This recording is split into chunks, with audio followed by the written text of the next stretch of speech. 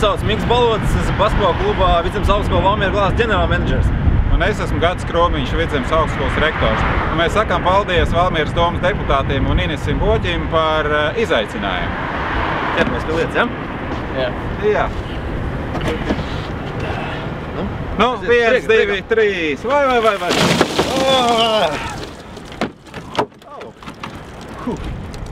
Ļoti labi. Ļoti labi, normāli. Patiesībā laika apstākļi pietiekoši silti. Ir pat +5 grādi. Kā nākamos es izaicinu Latvijas Universitātes basketbola komandu. Un es izaicinu jauno Zinātnieku apvienības valdes priekšsēdētāju Egilu Stalidzānu, kā arī vēl neesošu personu, bet jaunās Saeimas budžeta un finanšu komisijas priekšsēdētāji, lai viņi redz, ka augstskolu pārstāvi ir gatavi darīt visu mūsu valsts attīstības vārdā.